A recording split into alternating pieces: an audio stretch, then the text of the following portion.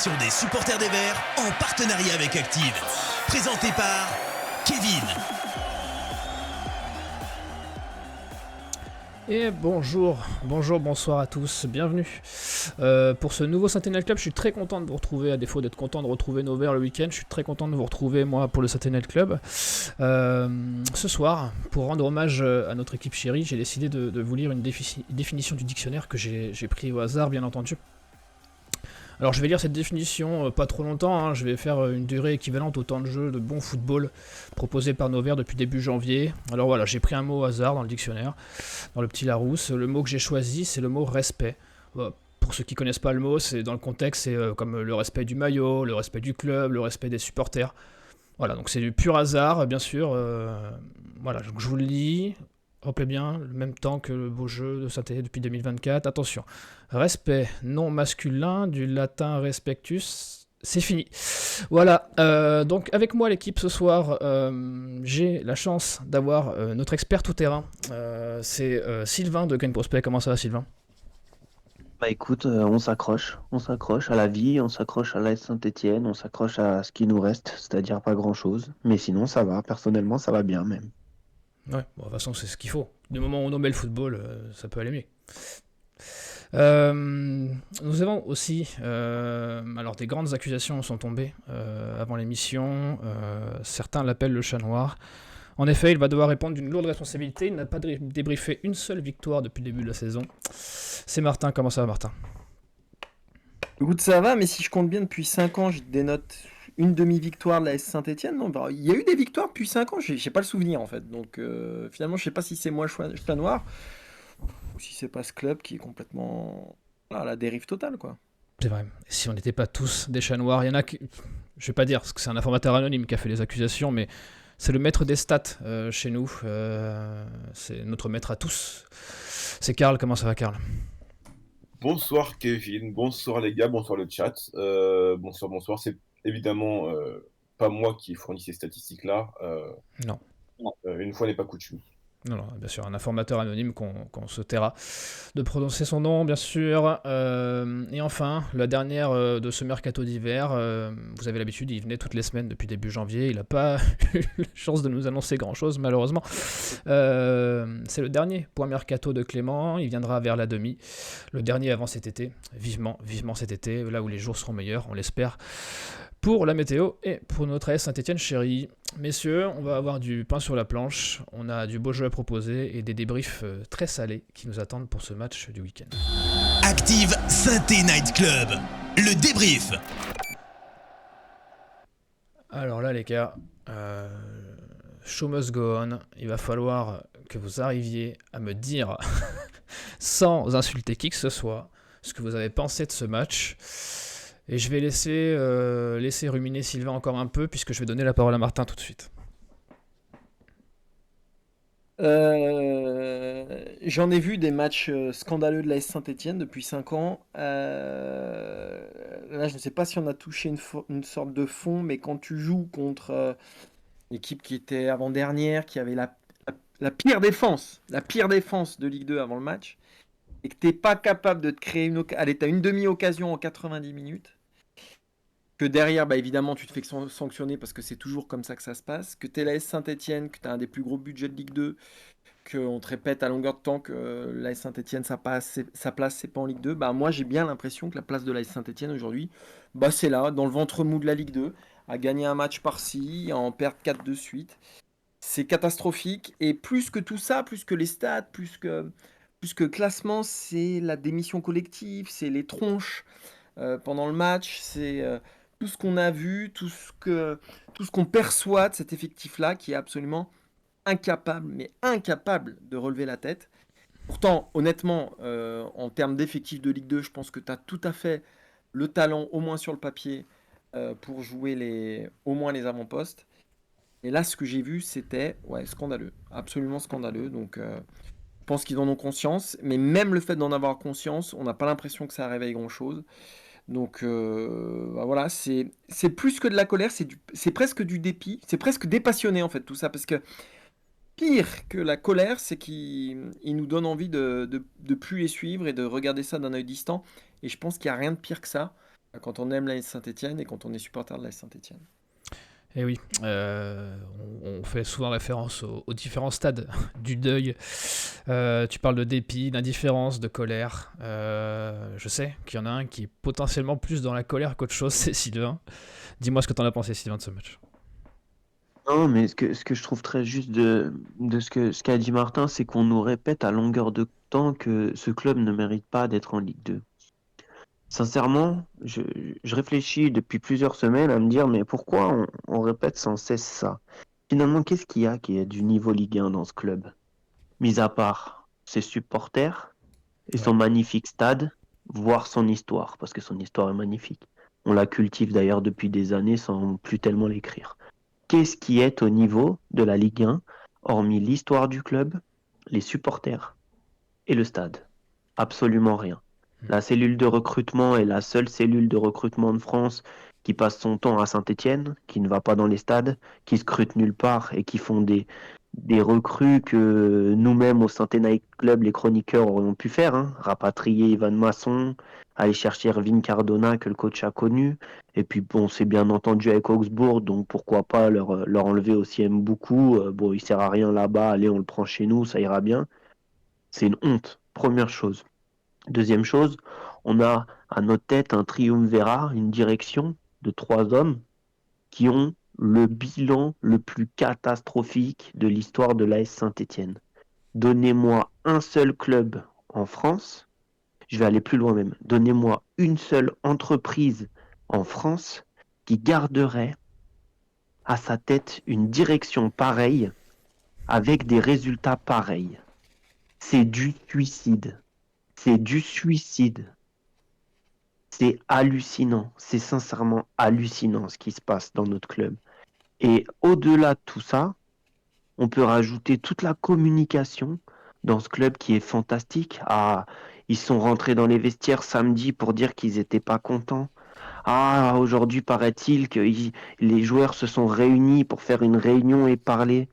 Mais c'est quoi ces codes de communication? Ils nous prennent pour des imbéciles? Ils croient on se rend pas compte de tout ce qu'ils font? C'est honteux, sincèrement, à quel point le respect est oublié et le mépris est roi. Ça me fait sincèrement halluciner. Eh oui, c'est le mot respect va peut-être souvent revenir dans cette émission, j'ai l'impression. Tu parles de l'intervention dans le vestiaire. C'est une info qui est sortie, hein, comme quoi Perrin serait intervenu dans le vestiaire pour. Alors bon, on connaît tous l'allocution de Perrin et sa capacité peut-être à pousser des gueulantes. On se doute de la violence que ça a dû être. Martin, toi, t'en penses quoi? Sylvain a donné son avis sur cette intervention, et toi, t'en penses quoi? Tu penses que c'est Non, mais qu'on surtout, nous moi, leurre? le vrai problème, c'est ok. Pareil, les propos de l'Arseneur après la rencontre, mais ça intervient après. Ce que je veux dire, c'est que le mal est fait, c'est que cette équipe, cette saison est cliniquement morte déjà. Pour moi, elle est morte cette saison. Et tu sers un électrochoc au bout de 23 journées. Il y a un truc qui va pas. Si tu vises vraiment la montée, on nous avait vendu un projet en 2 ans. C'est-à-dire, première année, bon, allez, pourquoi pas, on peut se foirer. Deuxième année, par contre, vous allez voir ce que vous allez voir. Jamais cette année, alors il y a eu une petite remontée, une vague remontée, mais honnêtement, à part le match contre Angers, il y a pas eu, il y a rien eu. C'est-à-dire que même les victoires, c'était à l'arraché, même les victoires, il y avait pas de marge, jamais. Donc tu sens bien qu'au fond, le projet monté, ça a été une illusion pendant un moment, et je pense que ça a été, on s'est tous nourris de cette illusion-là, et elle a fait mal, parce sans cette illusion, peut-être qu'il y aura des choses qui ont été mises en place pour couper, voilà, pour couper quelque chose, pour repartir. Et donc là, on est dans là, cette saison est cliniquement, pour moi, ouais, c'est terminé. Et on va pousser, on va gueuler. Il y a l'Arseneur qui va sortir de sa coquille. Alors, a priori, oui, ça s'explique de partout. Mais les gars, c'est la 23e journée. C'est la 23e journée. C'est l'AS Saint-Étienne. Elle est 11e de Ligue 1. Il ne se passe rien Ligue sur le 2. terrain. C'est bien ça le plus grave encore. Le lapsus fait plaisir. Non, mais c'est à ce moment-là qu'ils se mettent à se dire, oh là, mais attendez, là, il y a un truc qui va pas. On va se dire les choses, machin, machin. Arrêtez. Arrêtez, pas maintenant. C'est pas maintenant qu'il fallait le faire. Dès les premières journées, on voyait que c'était mal né, que ça partait complètement en cacahuète. Mais déjà, j'irais même plus loin, Martin. J'aimerais même plus loin. Déjà en préparation, on fait une préparation, ils tombent tous comme des mouches parce qu'ils sont malades, ils ont je sais pas quoi, on va faire un stage je sais pas où, on peut pas utiliser les terrains qui sont impraticables. Déjà, ne serait-ce que le commencement, c'est de l'amateurisme incroyable que même dans des clubs de N3, tu vois pas ça. Des clubs de N3 qui se préparent à faire leur championnat de N3, tu vois pas des trucs aussi absurdes C'est que ce clair. qu'on a vu, ne serait-ce qu'en préparation. Et on s'attend à quoi? Que sous prétexte qu'on est l'AS Saint-Étienne, oui, bah ouais, on a fait une finale de Ligue des Champions en 76, ouais, bah ouais, on est 10 fois champion de France, voilà, bon bah, c'est bon, on remonte. Bah alors, je comprends pas, il faut, de quoi? Il faut aller scruter des joueurs, partir de Saint-Étienne dans d'autres stades pour aller voir s'il y a des bonnes recrues ailleurs. Mais non, on est l'AS Saint-Étienne, ils vont venir à nous, les C'est ça. recrues. Les mecs vont Les faire agents vont les mecs vont nous faire des appeler. candidatures spontanées et c'est bon. Bah oui, non, mais les agents vont nous appeler pour dire, mais nos joueurs veulent absolument jouer à l'AS Saint-Étienne. Là, en ce moment, en plus, c'est tellement sain, c'est tellement bien, il y a tellement une aura positive que vraiment, tout le monde va vouloir venir jouer. Non, mais sincèrement, on est à un niveau de mépris, je me répète, mais on est à un niveau de mépris qui est colossal. Et le pire, c'est que je suis même pas sûr qu'ils le font exprès. Et c'est ça qui est encore le plus grave. Oui, parce que au pire, c'est du mépris, au mieux c'est de l'incompétence, mais dans tous les cas, ça ne va pas nous faire avancer comptablement. Karl, je vais te donner la parole parce que je vois que les chats de Twitch et de YouTube sont en feu. Tu vas avoir des choses à dire. Oui, alors je vais commencer par YouTube d'ailleurs, qu'on salue, et puis n'hésitez pas, je sais qu'on est un peu plus nombreux chaque semaine à nous suivre ici, donc n'hésitez pas à réagir dans le chat. Il y a Émile qui nous dit tout simplement que, enfin, vu les constats faits par les chroniqueurs et puis par tous les supporters, la vente est évidemment obligatoire pour sauver le club. Il y a Laurent qu'on salue qui nous dit: Salut la team, je suis dégoûté et écœuré de ces chefs qui portent ce maillot, ils ne méritent rien. On en a eu des équipes mauvaises, mais au moins qui se battaient. Eux, ils n'ont même pas ça. Quant à nos dirigeants, 3 petits points. Tellement dépité une nouvelle fois par cette défaite, ça c'est Thomas Meta. Et puis du côté de Twitter, enfin de Twitch, pardon, il y a Jo42 qui nous dit qu'il faut arrêter avec les coachs, parce que évidemment il y en a qui s'en prennent à la composition d'Alox Guy au samedi. Arrêter avec les coachs, le problème c'est plutôt Soukas et Perrin. Perdre chez le 18e, c'est dire notre niveau. 3 petits points. National, pour l'interrogation, ça c'est Spider Fox. Céline qui nous dit la moitié de l'effectif n'a pas le niveau de la Ligue 2, c'est bien triste.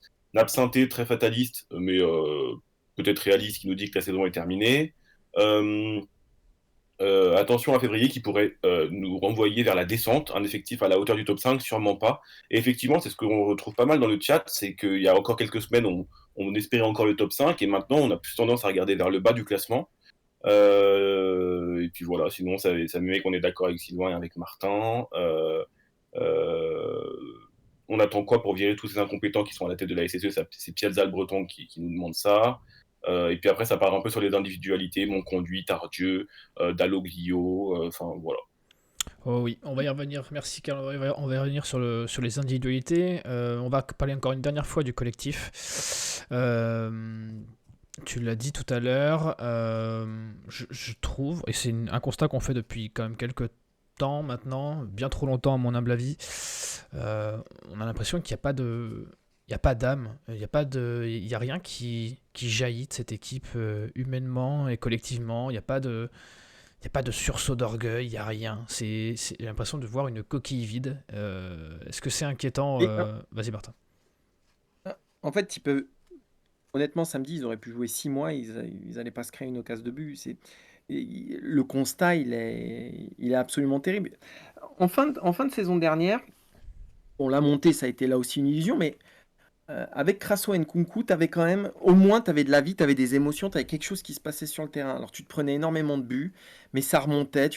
C'était une équipe avec ses défauts, mais là, on a l'impression d'une équipe dans le coma, qui arrive sur le terrain, qui ne maîtrise rien. Là, quand même, je rappelle juste quand même, hein, ils étaient chez Dunkerque, 19e de Ligue 2. Tu es l'AS Saint-Étienne, tu vises la Ligue 1. Ok, t'arrives, tu imposes une direction, tu imposes un sens à la rencontre. Là, on est sur une équipe démissionnaire.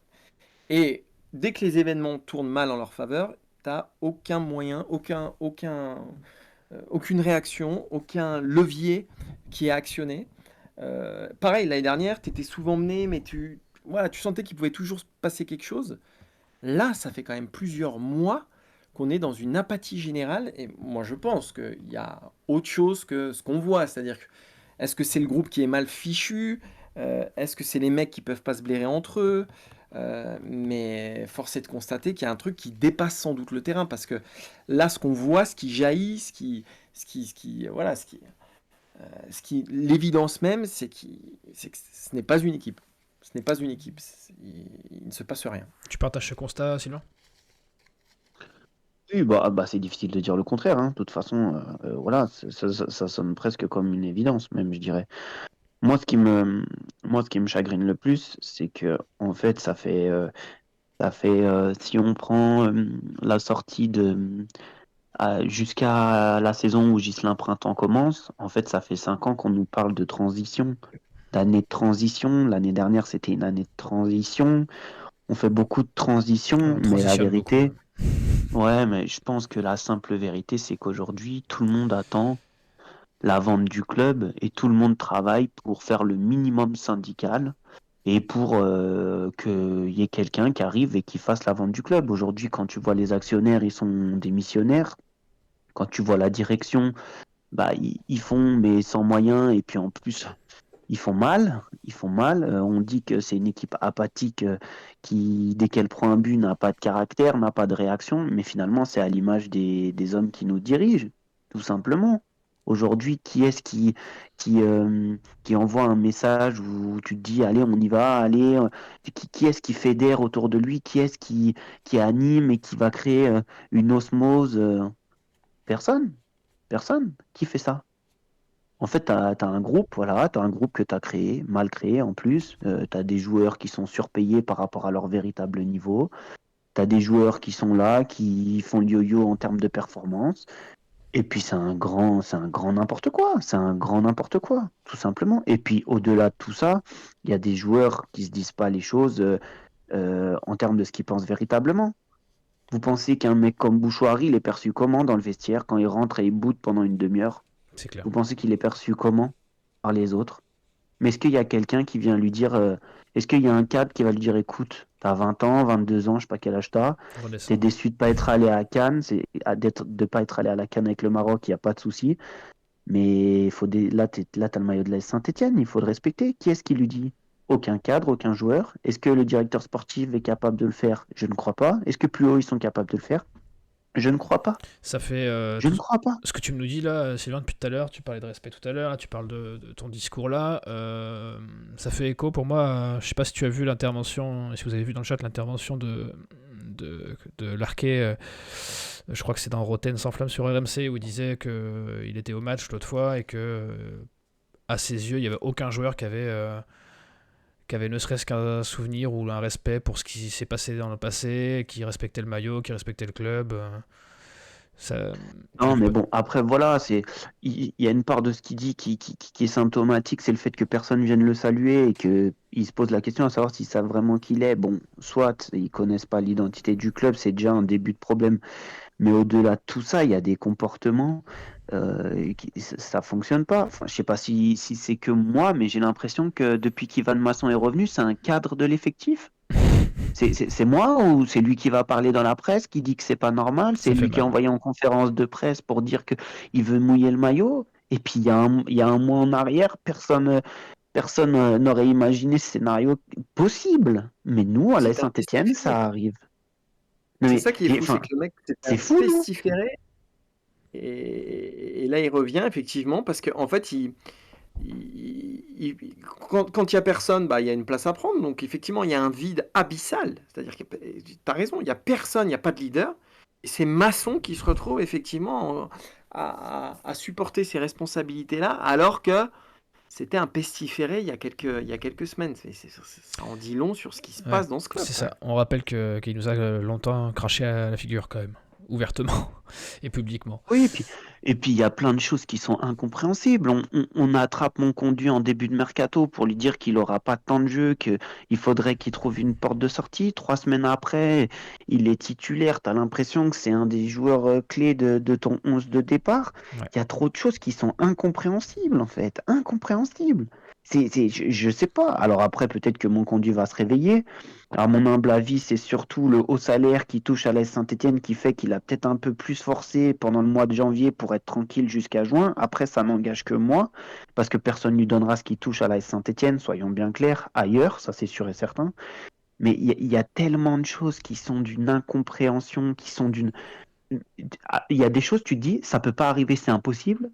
Et chez nous, oui. Ouais. Chez nous, finalement, tu te dis, Masson, c'est impossible qu'il reporte le maillot de l'AS Saint-Etienne un jour. Mais chez nous, oui.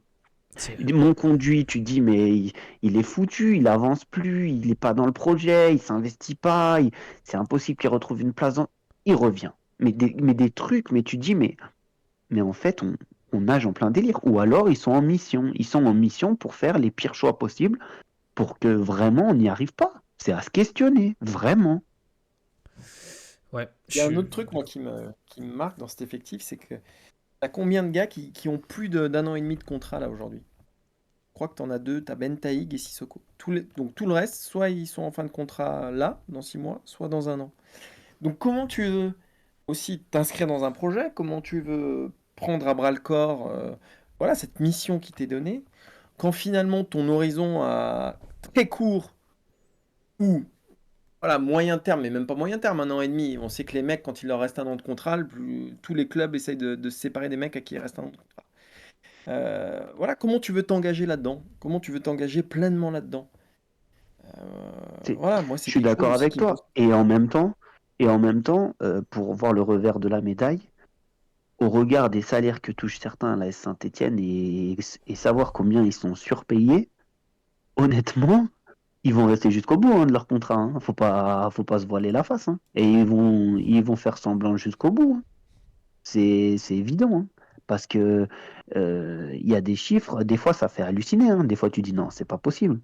Vous savez que le gardien remplaçant de la Saint-Etienne, il touche plus que tous les autres gardiens titulaires de Ligue 2, ou presque. Le gardien remplaçant de la Saint-Etienne, il a un salaire plus élevé que, je dirais pas tous parce que je les connais pas tous, mais au moins 80-85% des autres gardiens titulaires du championnat. Ouais, ça en dit long. Ça en dit long. Et vous croyez qu'il va partir? Mais jamais de la vie, il va aller jusqu'au bout du bout du bout. Et il va prendre tout ce qu'il peut prendre. Et en même temps, c'est que de la faute du club. Lui, il est dans son droit, il a raison. C'est ça. Il est dans son droit, on lui a proposé, il a rien volé. Il a rien volé dans tout ça. Non, non, Et voilà, on lui a proposé, il a accepté. il Et a signé, c'est maintenant, tout ce qu'il a fallu. voilà. Mais ça, c'est un problème récurrent depuis des années. Quand on voit le salaire qu'on a donné à Boudbouz, quand on voit le salaire qu'on a donné à Kolo Diezak, quand on voit. Il y en a plein, il y en a plein des comme ça. Et voilà. Et on continue. On continue. Quand on voit le salaire qu'on a donné à Pavlovic, à Crivelli, à Gnagnon, qui ont jamais joué. Il y en a plein des exemples. Hein. Ouais, non, mais t'as raison. Si un samedi soir vous embêtez et que vous avez marre de perdre au Monopoly, invitez les gestionnaires de la Saint-Etienne, vous devriez gagner nous 2 parties. Karl, le chat, je vois qu'il s'anime un peu. Est-ce que tu peux nous dire un petit peu ce qui remonte? Oui, bah écoute, il y a Albert qui nous dit avant de chercher une âme ou un état d'esprit, il faut d'abord chercher une équipe. Rarement vu une équipe aussi faible techniquement, pardon. Ça s'en prend à Soukas évidemment. Une honte, la pire honte de la SSE, ça c'est Jo 42. Il y a Jos qui nous dit qu'on salue, qui est en grève, hein, lui, qui fait plus de chroniques jusqu'à nouvel ordre, qui nous dit par contre, je vous trouve un peu dur. 11e de Ligue 2, c'est pas si mal pour un club amateur. Les seuls qui pourraient sauver la SSE, c'est Bompard et Carrefour. Bon, bah ça, c'est un souhait de Joe. Puis les joueurs qui sont à côté de leur plaque après leur interview d'après-match. Vraiment pas l'impression d'être sur la même longueur d'onde avec ces mecs-là. Ça, c'est pour Punk Crony. Briançon capitaine, est-ce que c'est une blague? Il y en a qui effectivement rebondissent sur le fait que c'est assez hallucinant de voir Masson en tant que prendre ses responsabilités en tant que cadre de vestiaire. Masson, en cas de l'effectif, il faudrait d'abord qu'il le prouve sur le terrain. Un leader, c'est sur le terrain et pas ailleurs, ça c'est pour Albert. Il y a véritablement Vert qui nous dit les ultras ne vont pas rester calmes longtemps. Comme dirait l'Arseneur, ça va péter. Oui, parce que c'est un des rares à avoir eu des mots assez forts en zone mixte après le match. Sur Twitter, sur YouTube, pardon, il y a Maxence qui nous dit ce qu'on voit sur le terrain, c'est la politique du club, tout simplement. Il y a Rémi qui nous dit que tant que les actionnaires, les dirigeants seront encore là, ça n'ira pas mieux. Chaque jour, le club se dégrade. Il y a Laurent qu'on salue qui nous dit bonsoir à tous. Mon Dieu que notre club fait peur à voir. La préparation merdique, le mercato, on recrute des seconds couteaux. Le mercato d'hiver, on prend des joueurs en prêt sans option d'achat. On ne reconduit pas nos joueurs. Bravo à la réserve qui, elle, se bat. Regardons derrière plutôt que devant, car avec ce niveau, ça ne présage rien de bon. Voilà. Ok, merci.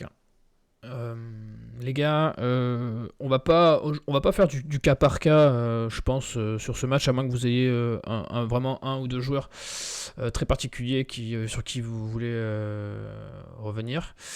J'aimerais bien qu'on parle quand même d'Olivier Dalloglio, parce que je vais afficher une stat, hein, vous allez voir.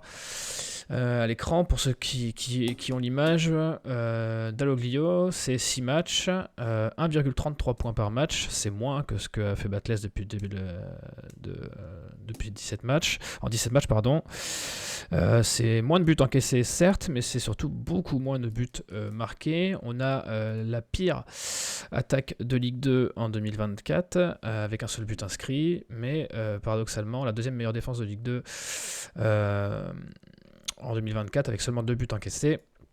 Ma question est, je vais revenir sur ce que disait Martin en off avant l'émission, qui disait on pourrait même mettre Guardiola qui n'y arriverait pas. Est-ce que pour vous, ça vous inquiète que Olivier Dalloglio, ça marche pas, il n'y a pas eu d'effet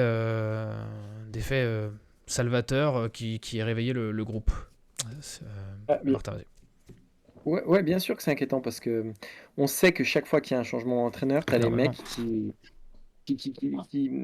remettent les compteurs à zéro, qui vont donner plus à l'entraînement, en match, voilà, parce que la hiérarchie elle est bousculée, etc. Mais là, en fait, tu as l'impression que tout le monde veut. Et ça aussi, généralement, quand tout le monde se vaut dans un effectif, c'est que l'équipe va droit dans le mur. Et effectivement, tu as l'impression que tu foutes Cafaro. Bon, Diarra est blessé, mais que ce soit Diarra, Cafaro, Rivera, que ce soit Cardona, Wadji, qu'au milieu ce soit Chambaud, Mouefek, Tardieu, Bouchoirie ou Moconduit, t'as l'impression qu'en fait, ou Fomba, t'as l'impression que tout se voit un petit peu, et c'est ça qui est un petit peu terrible. Et effectivement, quand je disais, tu pourrais mettre Guardiola là-dedans, je pense qu'il galérerait, et je suis même pas sûr qu'on y arriverait mieux.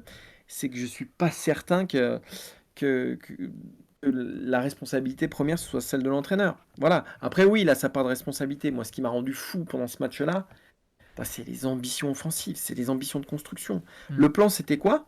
C'était de mettre des longs ballons à Wadji. C'était ça le plan. C'est-à-dire que dès que tu avais un mec qui avait le ballon, on la foutait loin devant et puis Wadji il se débrouillait parce que en fait finalement il va vite, donc on peut se dire peut-être qu'il arrivera. Un beau football de nos campagnes, un beau football district, c'est ça qu'on aime. Non mais c'est terrible, c'est terrible. Quand il pense 2 secondes, c'est terrible. Sur ton aile, t'as un Cafaro qui a quand même joué je sais pas combien de matchs de Ligue 1, des dizaines et des dizaines. Putain, il n'est pas capable de faire une fois la différence. Pas capable d'avoir un circuit de passe. Allez, un peu. Vas-y, je t'autorise sur Cafaro. Sur Cafaro, on peut y aller parce que j'ai vu que c'était pendant le match, c'était le nom qui faisait le plus fulminer. tu peux y aller. Mais non, mais moi, il me rend fou, Cafaro. Moi, Cafaro, il me rend fou. C'est neutralité totale. Rien, zéro. C'est-à-dire que c'est un mec. En fait, il fait le match d'un jeune de 17 ans qui découvre le haut niveau et qui est un peu timide et où tu te dis, bon, il va falloir qu'il se fasse les dents. Putain, c'est Cafaro, quoi, quand même. Je veux dire, en Ligue 2, Cafaro, il doit y être en chaussons, il doit se balader en chaussons. C'est pas possible d'avoir ce niveau-là. Je pense qu'en effet, il faudrait vérifier ses chaussures, mais je pense que ça ressemble plus à des pantoufles qu'à des chaussures de foot, là, vu le niveau. Et moi, je suis persuadé qu'il y a un truc, parce que c'est un mec qui est foncièrement, honnêtement, c'est un mec quand même qui a du ballon, on l'a vu quand même, par quelques séquences parfois. Moi, je suis persuadé qu'il a pas envie, que ça le fait chier. Mais c'est pas le seul, hein. Là, je tire sur lui, mais c'est pas le seul. T'as des mecs qui doivent être au-dessus de la mêlée en Ligue 2 dans cet effectif-là. Ah, oui. Et au contraire, ils sont en dessous. Et c'est là qu'on oublie. Ils ont oublié tout ce qu'était le foot, en fait. Ils ont oublié tout ce qu'était le foot. C'est-à-dire l'engagement, c'est-à-dire le don de soi. Le talent, ça suffit pas. Ce que t'as fait avant, ça suffit pas. Tout se remet à zéro. Et là, c'est des mecs qui sont... Cafaro, c'est un des exemples. Mais bon, tu peux prendre quasiment les 11 qui avaient... j'enlève l'Arseneur parce que voilà... Tu peux prendre les 10 joueurs de champ. Ouais. Et dramatique. je veux entendre Sylvain sur le cas d'Aloglio, mais je vois dans le chat un nom qui revient aussi, je l'ai oublié. J'ai pas parce que moi, Cafaro, j'ai une petite dent contre lui, mais il y avait notre nouveau numéro 10 qui est flamboyant, le très magnifique, aime beaucoup. Sylvain, après d'Aloglio, j'aimerais bien que tu nous parles un peu beaucoup de son match magnifique. Moi, je pense que c'est, et comme l'a dit Martin, je pense qu'en fait, le problème, il vient de tout un club. Tu peux mettre n'importe quel entraîneur, tu peux mettre. Moi, je pensais que l'arrivée d'Aloglio pouvait changer les choses parce qu'il est arrivé avec plein de, comment dire, de volonté de Oui. secouer ce groupe, de changer les habitudes, de les sortir de leur zone de confort, voilà. En fait, concrètement, je crois que le problème, il est beaucoup plus profond. C'est-à-dire qu'on a en fait tout un club qui est, dans une spirale ultra négative et qu'en fait, tout est tiré vers le bas. Je vais vous prendre un exemple tout simple. Le but qu'on concède. Hmm. Il n'y a jamais corner, ok, c'est une erreur d'arbitrage, machin. Ouais, mais ça, on s'en Mais fout. quand tu es dans une spirale négative, que les choses elles sont pas saines, elles sont pas positives, qu'il n'y a pas un groupe qui se donne, etc., que les mecs ne sont pas sur 150% de don de soi, de courir partout, et ben ça t'arrive en fait. C'est ça. Et je vais même vous prendre un contre-exemple pour ceux qui l'ont vu. Le match de la réserve de dimanche, il marque un but, il n'est pas valable. Il n'est pas valable, le ballon, il n'a pas passé la ligne et gagne 1-0. Mais quand tu vois en termes d'état d'esprit, de don de soi, des gamins qui vont, qui taclent, qui se relèvent, qui repartent, qui font les courses, qui font les efforts, eh ben en fait, t'es dans un effectif où c'est positif, où ça se donne et où finalement t'es récompensé en fait, tout simplement. Et c'est là où on va dire ouais, mais tu comprends, il n'y avait pas corner, mais oui, d'accord, il n'y a pas corner, mais t'as perdu. T'as perdu, c'est tout. Faut arrêter de se raconter des histoires. Aujourd'hui, tu vas à Dunkerque qui avait gagné un match chez lui sur 11 qui avait gagné, je le répète, hein, Dunkerque avait gagné un match chez lui sur 11. Tu y vas en prétendant à la montée, hein, je répète les termes de notre directeur général hein, C'est du ça. début de saison. Et tu montes tes Tu y fesses. vas Hmm. et tu as des ambitions qui sont insuffisantes, C'est tout ça. simplement. Tout simplement. Ouais, Et c'est ça. pour rebondir sur M beaucoup, juste parce que tu m'as posé la question, je pense que moi, je le fusillerai pas tout de suite. Pourquoi? Parce que c'est un joueur Ouais, qui n'a pas joué pareil. depuis 1 an et demi. Ouais. C'est un joueur Pareil. qui découvre un groupe. C'est un joueur qui, voilà. Je, je- je- Sur qui tu voudrais je lui tirer là? laisse un mois et demi. Bah, j'en veux plus à un mec comme Cafaro qui est là depuis 1 an et demi, qui connaît le groupe, qui doit être un meneur dans cette ligne offensive, par exemple, et qui ne l'est pas. Voilà. Aujourd'hui, beaucoup, il n'a pas été bon, hein, qu'on soit bien Ah d'accord. oui, Sa non. prestation, elle est insuffisante. On est bien d'accord sur cet aspect-là. Par contre, j'aurais plus de, comment dire, de recul sur sa prestation et de patience, plutôt, je dirais, Ouais. que d'autres. Que d'autres. C'est vrai. Mais la dernière fois qu'on avait. Bon, enfin, non, je vais dire, c'est la dernière fois qu'on a tenu un costard avec Cafaro. Parce qu'en fait, on y revient un peu toutes les 3 semaines chez Cafaro. Mais je me rappelle l'an Mais dernier. parce qu'en fait, Cafaro, c'est un joueur qui devrait nous apporter. Bah oui. C'est un joueur qui devrait être une valeur ajoutée dans cet effectif.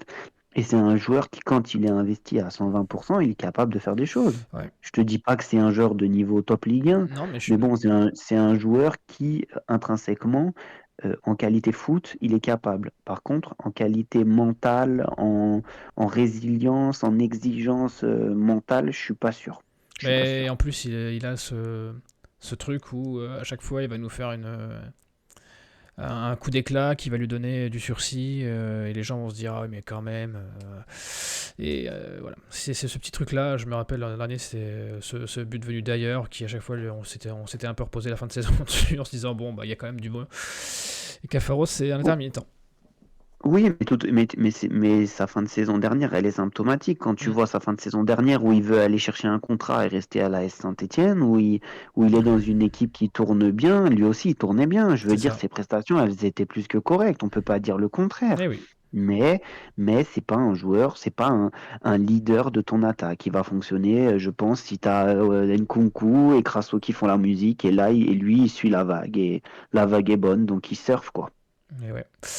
Mais les déclats de l'Arseneur, en ça, elles sont symptomatiques quand il dit.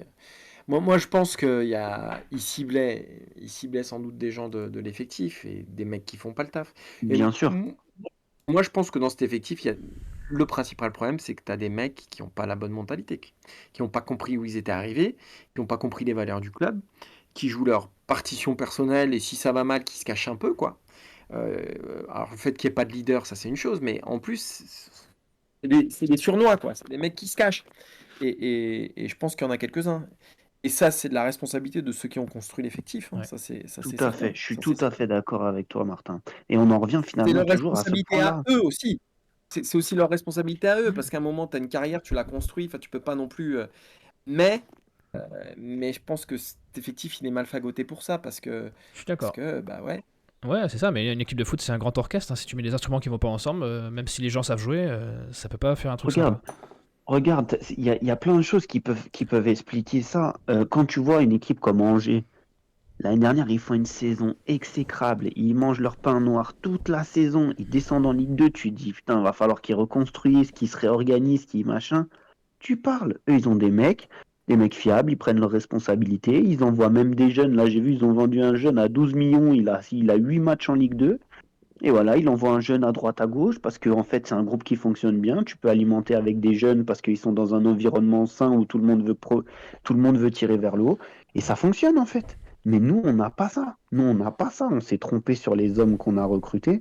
Et surtout, on se trompe sur les hommes à qui on donne des responsabilités. Vraiment. Et Vraiment. il va nous falloir trouver ce chef d'orchestre, j'ai bien compris les gars. On va faire un tour du côté de Karl avant d'accueillir notre petite pépite de notre centre de formation à nous. Oui, écoute, bah, évidemment que ça parle de M beaucoup, mais surtout de Cafaro. J'ai vu oui, Thomas qui nous dit entre Cafaro et Chambaud, c'est vraiment le festival de l'inconstance. Il nous dit dans un monde normal, les Verts gagnent ce match 2-0, il n'y a pas de débat possible, mais avec la pire équipe et zéro ambition, ce genre de scénario est possible. Il y a Aaron ASSE qui travaille chez Peuple Vert qui nous dit y a-t-il vraiment un joueur qui ne déçoit pas cette saison? C'est un vrai problème, il manque un leader qui est présent sur chaque rencontre. À part l'Arsenal et Batu Benfica, mais le problème c'est que Batu Benfica a disputé que 15 matchs sur 23.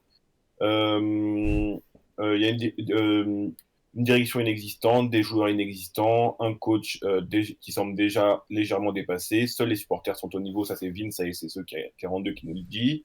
Dans n'importe quelle entreprise, à partir du moment où tu laisses le niveau d'exigence tangenter le zéro, très vite tu vois l'ensemble des collaborateurs adapter leur niveau individuel d'exigence sur le zéro. Ça c'est Joss Randall qui nous fait sa Mais petite c'est leçon. totalement vrai. C'est C'est totalement l'entrepreneur, vrai. l'entrepreneur de demain, Joss. Non, mais il a raison, Cowboy. Il a tellement raison. Quand tu as Il a zéro tout le temps raison. exigence, c'est normal que ça fonctionne pas. Il a tout le temps Euh, raison. et puis évidemment il termine en posant la question quelle valeur de quel club qui leur a donné, qui les leur a donné à leur arrivée. Voilà. Ah, dis pas ça, mais qui vont quand même visiter le musée de la mine dès qu'ils arrivent. Arrête. Arrête. Hein. Je les ai vus les photos. D'ailleurs, en parlant de photos, pour l'intervention de Clem, j'aurais bien mis les photos du match, mais bizarrement, ça fait quelques matchs qu'on n'a pas de photos. Bizarre. Sûrement un pur hasard, une panne de batterie, une panne de batterie ou de pellicule chez le photographe du club. Bonjour Clem. Salut les gars, j'espère que tout le monde va bien. Je vois que vous êtes bien chaud depuis tout à l'heure, ça fait plaisir. Et encore, hein, je sens que tout le monde se retient de pas dire trop de bêtises, mais attention, 1 ou 2 défaites et on fait une émission en live depuis le centre d'entraînement où ça va barder. Hein. Clem, tu veux nous parler du mercato des derniers jours qui ont été, on le sait, très prolifiques du côté de Saint-Etienne. Je te laisse la main. C'est ça, on va faire un point arrivée puis départ, donc on va commencer par les arrivées. Pendant ce mercato, donc on a eu le prêt sans option d'achat de Cardona en provenance d'Augsbourg, dossier qui a été assez anticipé et signature qui a eu lieu dès début janvier. Il y avait la concurrence de Metz et Clermont sur ce dossier-là. C'est une signature qui a été possible grâce à Olivier Dalloglio, qui l'avait connu à Brest. Quelques jours après, on a eu le retour de prêt de Masson, du Maccabi Tel Aviv, après une opération un peu de communication de la SSE pour tester les réactions des supporters sur les réseaux sociaux, mais aussi une discussion avec les groupes de supporters en réel avec Ivan Masson. Donc il apportera une concurrence à Apia à droite et puis c'est aussi une option à gauche. On a vu que les 2 derniers matchs, il était titularisé à gauche. Et enfin, dernière recrue, le prêt sans option d'achat encore de Nathanaël Mboukou, toujours en provenance d'Augsbourg. Il était aussi un manque de temps de jeu. Et là aussi, c'est une signature qui a été possible grâce au réseau du coach stéphanois. Donc il y avait un autre renfort offensif qui a été espéré aussi durant ce mercato, mais il n'est jamais arrivé au final. On a eu beaucoup de dossiers qui ont été ratés en début de mercato sur le poste d'ailier. Et sur la fin, on va dire qu'il n'y avait pas beaucoup d'idées non plus. Donc on a préféré ne pas prendre un joueur pour prendre un joueur. Donc voilà, au final, un mercato, on s'est quand même renforcé dans le sens des arrivées, mais qui reste incomplet. Et mercato qui aura aussi marqué une nouvelle fois des tensions entre Romeyer et Perrin. Le directeur sportif ne devrait pas démissionner, donc si départ il devait y avoir, ce serait que la seule solution serait que Romeyer passe enfin véritablement à l'action. Donc voilà pour ce qui est des arrivées. Ouais, un coup de pas de chance, Perrin qui perd sa sauvegarde Football Manager 24 heures avant le début du mercato et tout fout le camp. Messieurs, sur le sens des arrivées, est-ce que je vais pas vous dire est-ce que vous avez des regrets parce que ça va être forcément le cas. Est-ce que vous en attendiez autant, voire mieux, voire moins, Sylvain? En fait, en soi, dans les profils qu'on a choisis, je trouve pas que ce soit totalement incohérent, bien au contraire. Ah mais Je ça trouve manque qu'on d'idées. a. En fait, moi, ce qui me dérange le plus, c'est qu'on va chercher des mecs. Un manque de rythme. Alors après, vous me direz, c'est le mercato hivernal, hein, mais on va chercher des mecs qui jouent plus depuis 1 an et demi, donc ils seront aptes début avril. Mais Ouais. début avril, on sera hors course pour nos objectifs. C'est ça.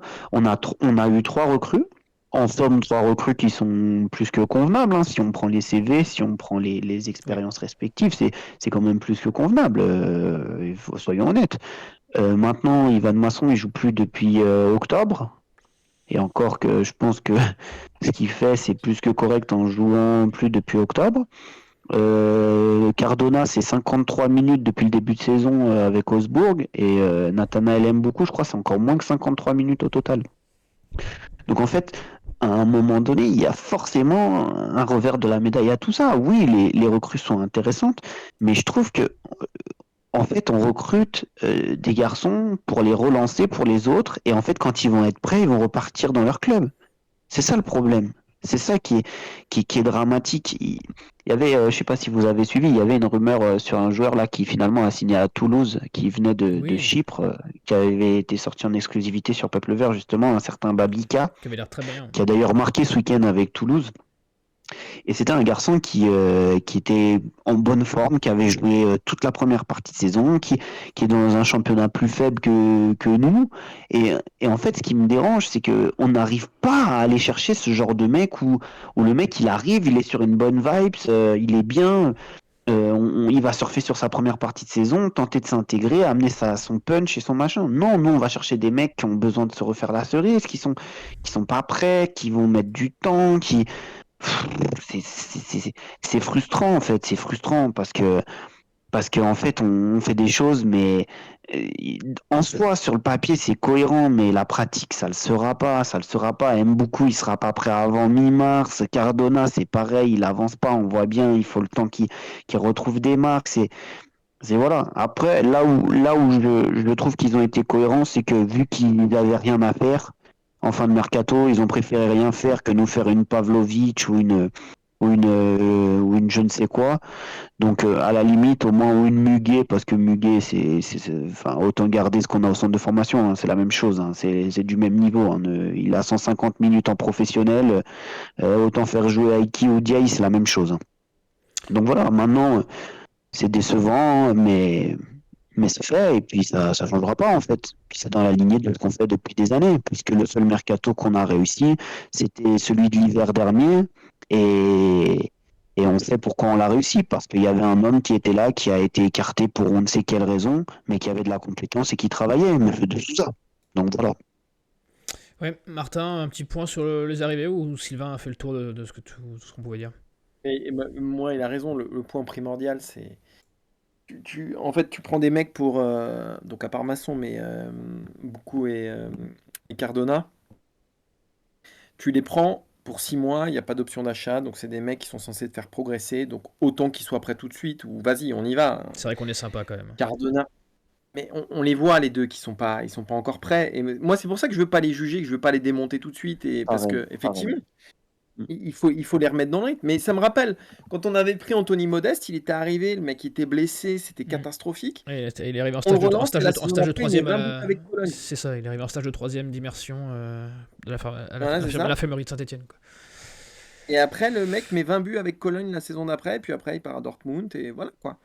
C'est exactement ce que tu disais, c'est-à-dire qu'ils viennent chez nous pour... on les retape, quoi. On a un garage, on les retape, et après, ils repartent tranquillou. Mais qu'est-ce qu'ils vont apporter, ces mecs-là, à la S Saint-Etienne? Ça- Allez, peut-être les dernières journées, effectivement, mais de toute façon, c'est déjà... enfin, ce sera trop tard. Et... Donc, à quoi bon, en fait? À quoi bon? Après, oui, je comprends. T'es un club, t'es en situation délicate, t'es en Ligue 2, tu peux pas prendre, effectivement, des joueurs de Ligue 1 et tout. Mais effectivement, on va chercher d'autres profils. On va pas chercher des mecs qui sont complètement à l'arrêt dans leur club. C'est ça. C'est pas possible, ça peut pas marcher comme ça. Ça peut pas Non. marcher comme ça. Et d'ailleurs, force est de constater que pour le moment, ça marche pas. Ça peut pas. Et mais Non, ça marche pas. Puis au-delà de tout ça, j'irais même plus loin dans l'analyse, dans l'évaluation des joueurs. Enfin, je vous rappelle quand même qu'on nous a fait passer la pilule que le remplaçant de Nkunku, c'était Mahmoud Bentaïg. Hein. Hmm. Et on y a- Je sais et- pas et- si et- on il y en se a beaucoup rend qui- compte. et on est beaucoup à y avoir cru. Non, mais je sais pas si on se rend compte quand même. C'est une dinguerie en vrai. Ouais, C'est. c'est ça. Where is le pognon? Waouh, Mahmoud Bentaïg. J'espère que vous avez vu son match en réserve ce week-end. C'était formidable. Hein. C'est vrai. Ce sera. Mmh. Ce sera. Mahmoud Bentaïg. Heureusement qu'il n'est pas issu du centre de formation et qu'il a 17 ans, hein, parce que sinon, comment il se serait fait fusiller, mon Dieu. Et encore, s'il avait 17 ans, il y aurait peut-être une perspective d'amélioration. Clem, on va te redonner la parole puisque je sais que, de source sûre, que le sens des départs a été tout autant mouvementé que le sens des arrivées. C'est ça, on a eu quand même quelques mouvements dans le sens des départs. Tout d'abord, ça concerne la réserve. Il y avait Ahmed Sidibé qui est parti en tout début de mercato, libéré avec un pourcentage à la revente au FC Koper en Slovénie. Puis on a eu Gaëtan Charbonnier et Victor Lobry qui ont été libérés à Bastia et Guingamp, respectivement. Et enfin, dans les tout derniers instants du mercato, Mathieu Dreyer, notre troisième gardien, qui a été transféré, pas libéré, transféré, attention, pour une petite somme, mais il est quand même parti contre une indemnité de transfert. Il est parti à Strasbourg, il sera doublure au troisième gardien à voir. Et au niveau des prêts, on n'a eu aucun jeune qui a été prêté, malheureusement. Et on a longtemps parlé d'un départ de Monconduit, mais ça s'est jamais fait. Au final, il était indésirable en début de mercato, même fin décembre déjà. Puis il a réussi à convaincre Dalloglio par ses séances d'entraînement, etc. Donc voilà, il voulait pas partir non plus. On rappelle, il est dans une situation assez confortable avec un des plus gros salaires du club. Mais au final, voilà, il est toujours stéphanois. Voilà pour ce qui concerne les départs. J'en ai fini et je vous souhaite du coup une bonne fin d'émission. Et puis on se dit au prochain mercato du coup. Et ouais, Clem, merci pour ce beau mois de janvier. On te retrouve sur Peuple Vert probablement. Et on te retrouve surtout cet été pour un mercato d'été qui sera un mercato de retour en Ligue 1, donc un mercato de toutes les folies.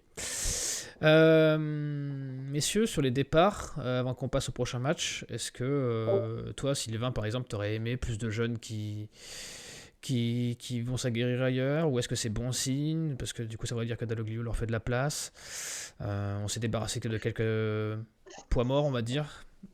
Moi, je trouve que en termes de sortie, ce qu'on a fait, c'est quand même intéressant. Franchement, Oui. on est là, on les fusille depuis le début, mais là, ce qu'ils ont fait en termes de sortie, c'est intéressant parce que t'as Lobry qui malheureusement n'était plus dans les groupes retenus par les entraîneurs ces derniers temps. Donc Dreyer en fait, qui était mort aussi. Dreyer qui malheureusement voilà, ne faisait plus partie du... Il était en trop, enfin il y avait 4 gardiens et lui il était en trop.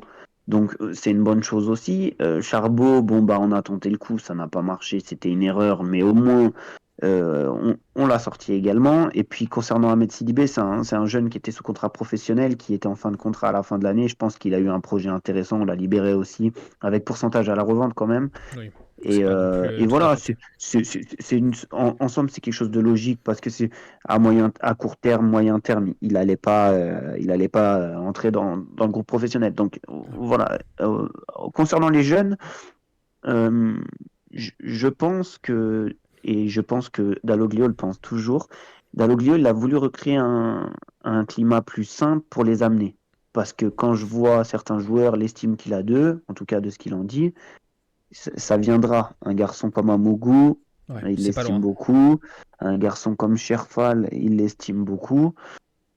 il y a des joueurs pour qui ça revient. Et je pense que le fait de ne pas prendre un joueur supplémentaire du même standing que ce qu'il a au centre de formation, c'est aussi une manière de dire, bon, bah écoutez, je préfère qu'on travaille avec nos petits que ceux des autres, ceux de Marseille notamment, par exemple. Ouais. Voilà. En termes de sortie, sincèrement, C'est pas mal. voilà. Moi, j'aurais espéré qu'on sorte mon conduit, évidemment, parce que pour moi, le projet avec la Saint-Etienne, il n'est pas viable entre toutes les parties. Après, ça, c'est une opinion personnelle, hein, mais voilà. Je trouve que ce qu'on a fait en termes de sortie, c'était intéressant quand même. Ok. Martin, sur les sorties, avant qu'on voit le chat. Ouais, bon, moi je suis globalement d'accord.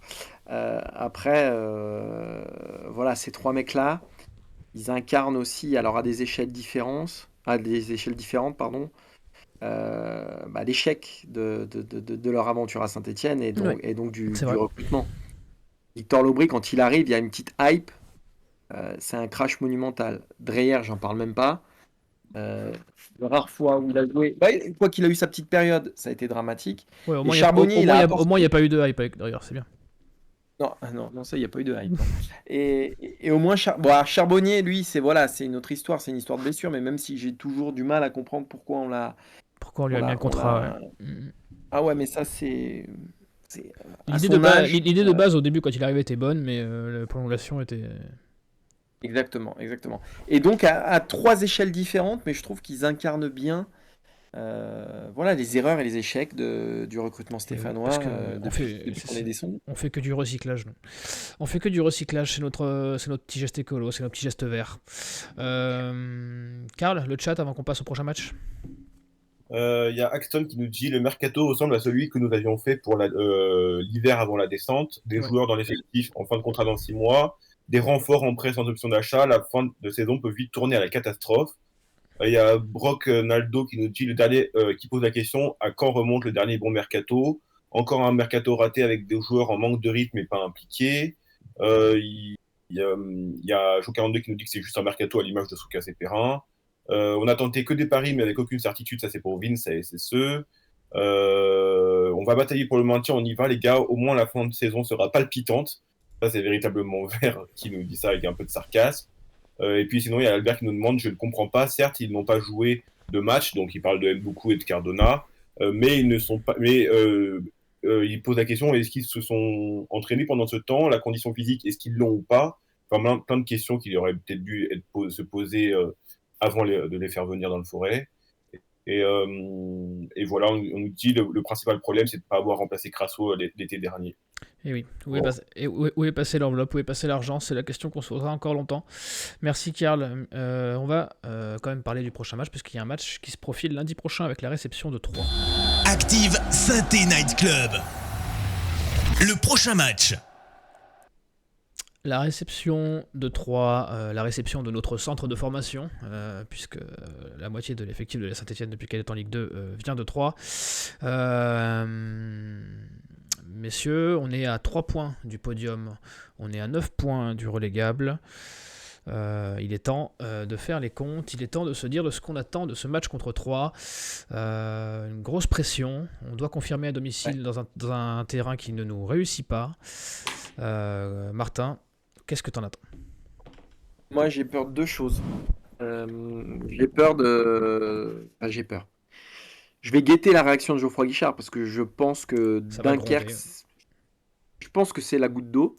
Il y a déjà une frustration du fait que, voilà, depuis le début de saison à Saint-Étienne, ça le fait pas, mais tu t'arrivais à te rattraper à l'extérieur, là c'est plus le cas.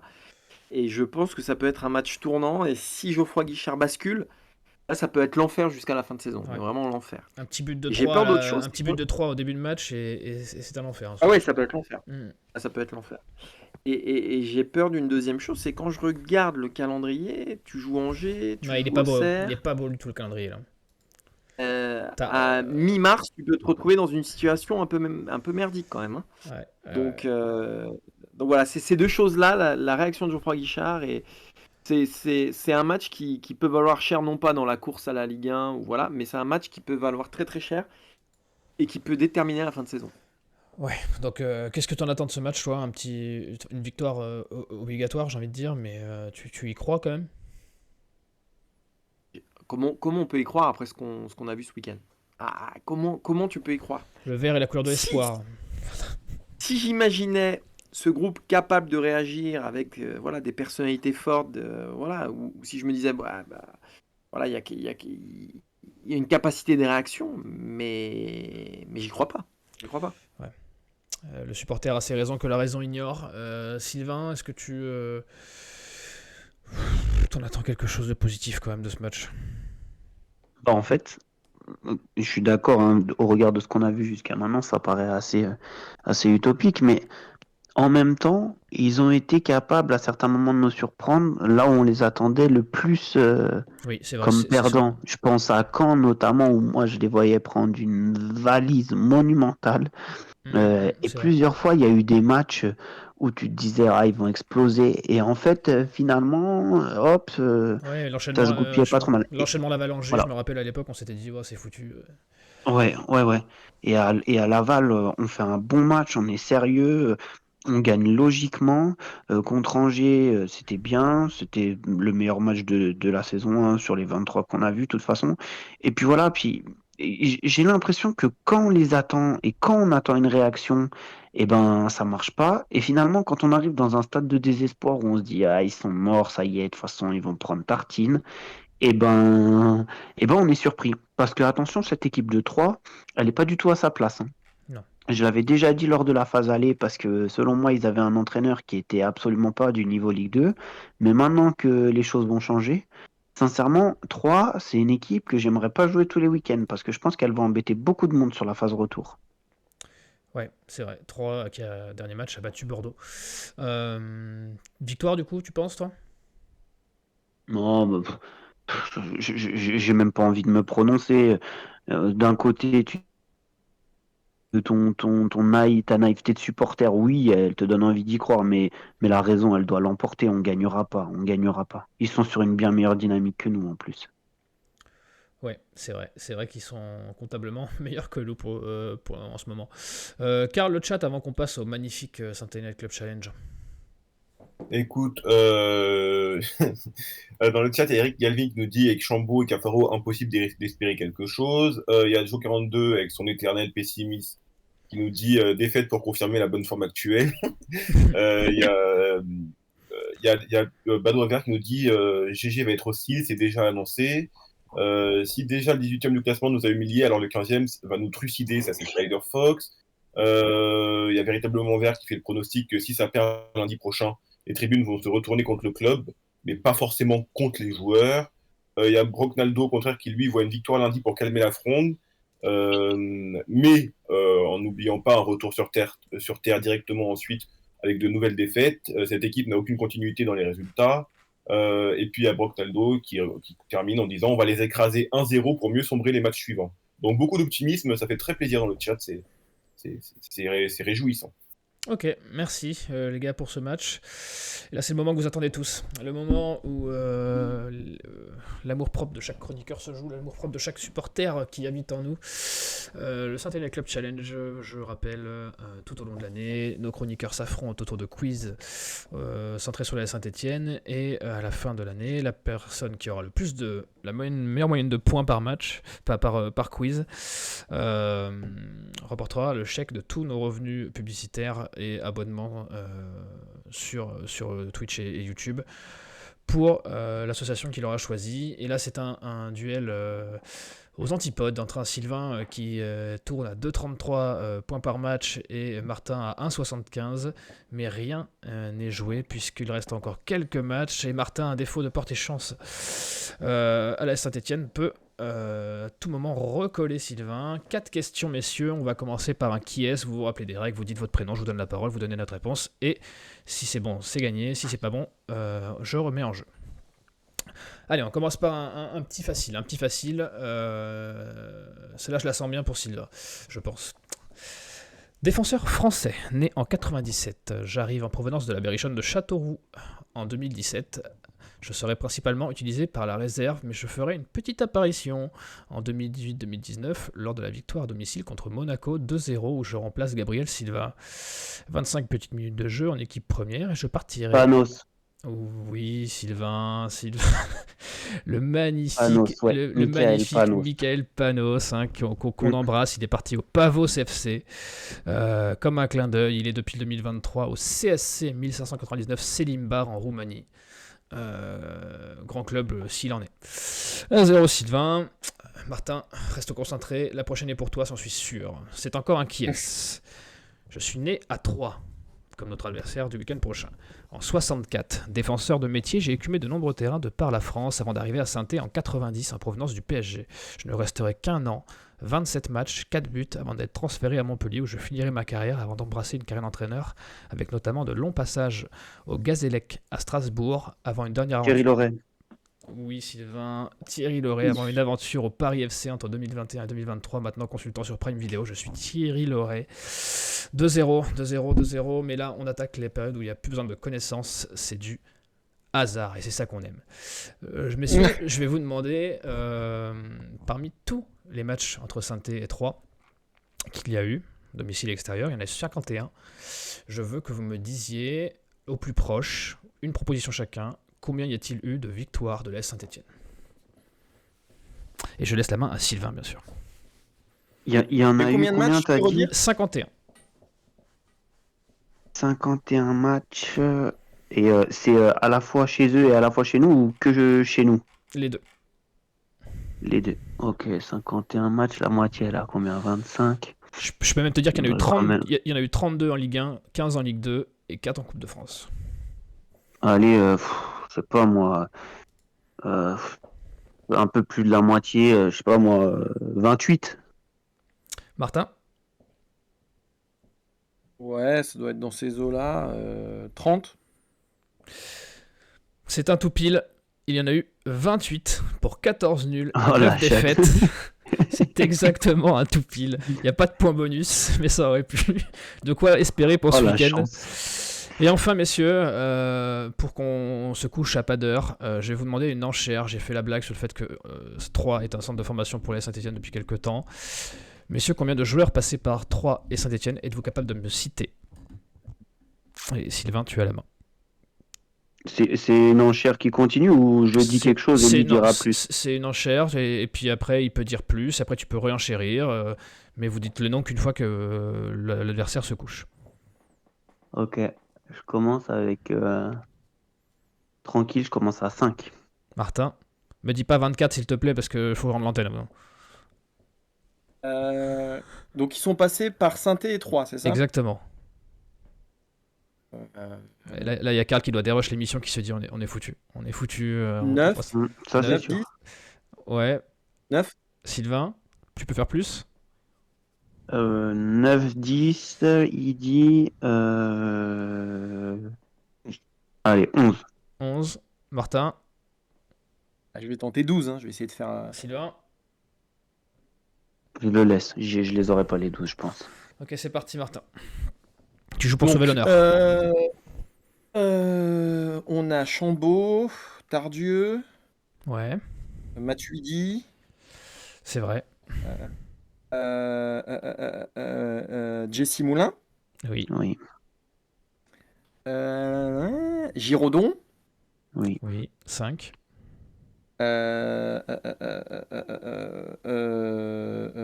Gomis. Oui, 6. Perkis, Oui, Exact. 7. Bernardoni. J'ai déjà dit ou pas? C'est bon, Non. 8. Les entraîneurs, ça marche ou pas? Non? On verra, on verra. Va essayer d'aller sans.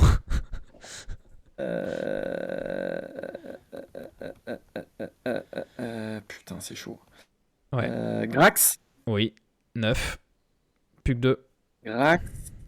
Ah, j'ai les deux. Grax. J'aurai les deux. Les 3. J'aurai les deux. Moi, t'en manques 3 pour valider, t'as dit 12. Dirocco. Attends. Merde. Si, Dirocco, il a joué aux deux, sûr. Oui. Je te valide le 10. Plus que 2.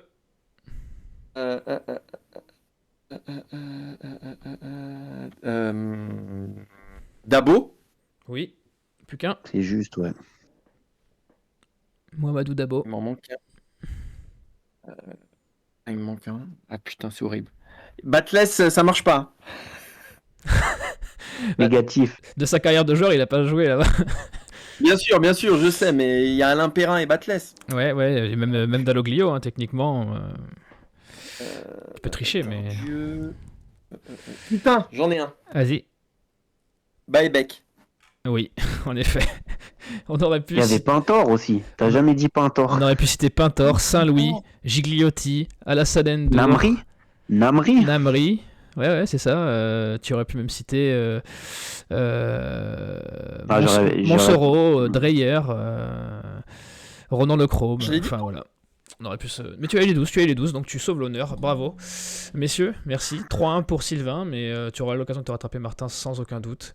Merci Karl, merci Clément d'être passé, merci Martin, merci Sylvain, merci à vous d'avoir été aussi nombreux sur le chat de YouTube et de Twitch. Je vous embrasse, je vous dis à la semaine prochaine. Ça sera Keun qui sera avec vous normalement. Ou peut-être Hugo. Vous verrez, vous aurez la surprise. En tout cas, ça sera un début d'une victoire. Allez, des bisous, salut. Ciao. Ciao.